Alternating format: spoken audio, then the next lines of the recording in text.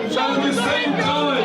Well, when you start yelling at a man and a woman and their family, saying they don't deserve to live, and terrorizing their child, you're looking to pick a fight. Shame on who? Zionism Nazis! That's inciting a riot, in my opinion, and why allow them to do it? David Menzies for Rebel News here in North Toronto, and as you can see behind me, there are tens of thousands of marchers for the Walk with Israel, which was pretty much a law enforcement disaster last year. And with more on that, I'm with Ross McLean. Ross is a former Toronto police officer. He now has the superb podcast, The McLean Chronicles. And before we get into the interview, I'm going to throw to a piece he posted late last week about the unbelievable failures of law enforcement at last year's Walk with Israel. This is a parade to bring together the spirit and the culture of Israel. It's a celebration. But what happened last year at the Walk cannot be allowed to happen this year on the Walk for Israel.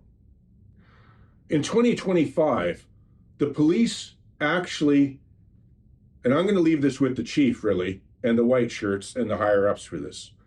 They positioned the police to allow protesters to all gather on both sides of Bathurst Street, the street that the Walk for Israel was going down, at Shepherd Avenue. They allowed them to get right there, right in the faces of the people who are walking. I can't argue with a single thing you said because I was here covering it. How interesting that the idea of protecting the Jewish community, which includes minors, that the police would set up, as you referred to it, a tunnel of hate. What the hell were they thinking? Well, they weren't thinking at that point, David. Look, in many ways, police forces have lost their way.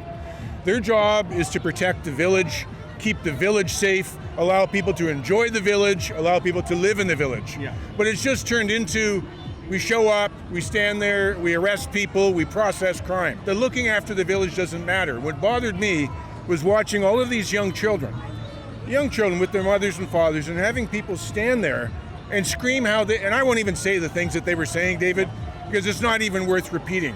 But how do you get to say that to a child with the parents standing there? You know, part of the problem with policing is if someone is going to use words of violence causing disturbance, it's meant to use words that would cause someone to get into a fight.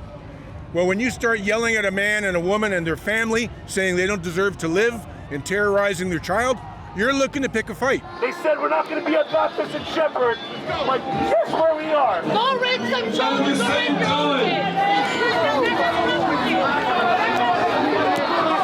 As you can see, folks, they have put the Islamists about 30 meters back from the corner of Bathurst and Shepherd, where they usually stand. Already, they are in breach of those conditions. And Aaron, can you tell our audience what you told me off camera about what some of these people have done?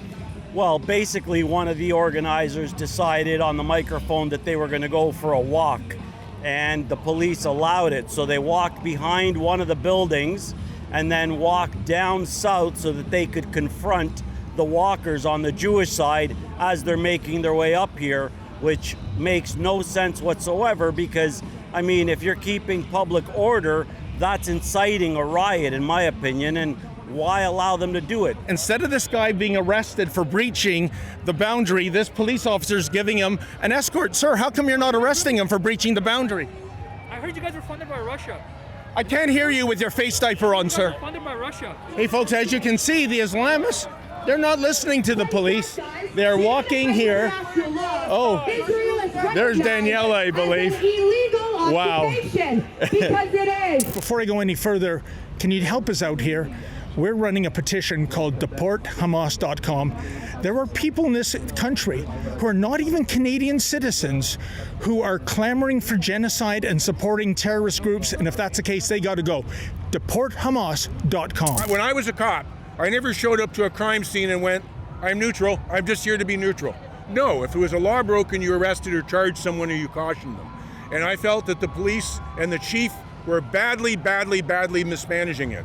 That's why I helped and hope to call them out. And today, they have responded providing really a gauntlet of protection as opposed to hate. They have come a long way from the way it was before.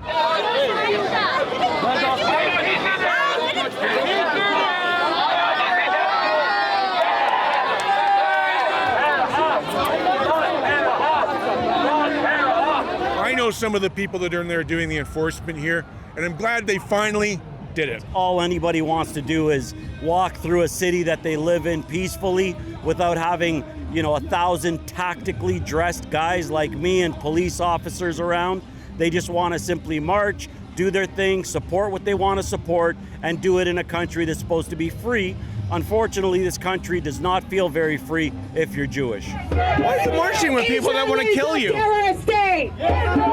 How much are you being paid? You are the killers. I'm the killer? You are the killers. Who did I kill? You are killing all the people. Who did I kill? I talked to a couple of the people that were leading this on the police force side of it, and they told me that, look, we're going to give them their options, and if we tell them to do something, they don't do it, we will caution them once, and if they don't follow what we say, we will arrest them. Okay. And true to form, that's the way they've been managing it so far. So when you're a police officer and you can protect with confidence, say, if you do this, I'm going to arrest you, and then you do it, then your word means something. When you say, I'll do this, but then you don't do it, then you just invite more problems. I'm glad that they're doing it this way. It's a lot of money for just, a couple of hundred people. It's a lot of money, but I'm glad they're at least moving this time around, David.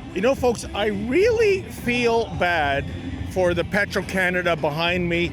He is on the southwest corner of Bathurst and Shepherd, and anytime there's a big demonstration, as you can see, the store gets sold off. So unless you're a pedestrian buying confection or lottery tickets, they're not making a single dime with their gas sales.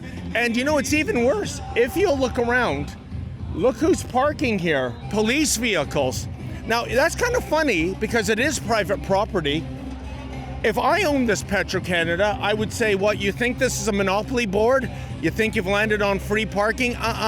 Pay the piper. And it's not unprecedented, is it? Remember our friend Adam Skelly for conducting the 3-day barbecue rebellion?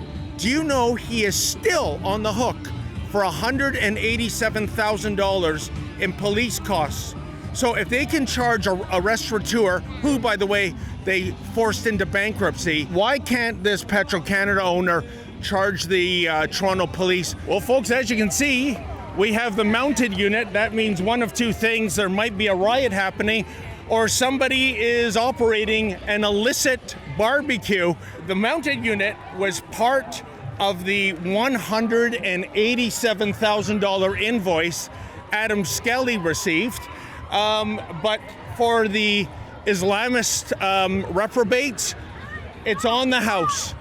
It is completely on the house because I guess to charge them, I don't know, it would be culturally insensitive or something like that. I don't know. Roman Babers. We already did Ezra. You gave an interview to Ezra? Yes, and we did a comment earlier on as well. So one quick question. Where is the mayor, the premier, and the prime minister, Mr. Baber? I think you got to ask them. Olivia Chow won't be here today. Premier Ford won't be here today. Prime Minister Carney isn't going to be here today. I remember in yesterdecade, Aaron, when it was the Walk with Israel event, the who's who of political elite showed up, and now they're doing everything they can to avoid it like it's toxic. What's going on? Voter base. The Jews are a very small minority in the world.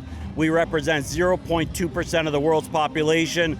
The Islamists represent a lot bigger group of people, a lot more voters to them, and it's obvious what's going on. They're pandering to their voters. It's as simple as that. Well, look, we haven't seen the arrest yet for the ones who emptied their guns at the U.S. consulate. Right in the middle of the street, they came out and did it. Yeah. And we haven't heard much more about this, but apparently the FBI announced they arrested someone over in the Middle East who claimed to have been a guy who ordered that shooting and ordered the shooting at the synagogues.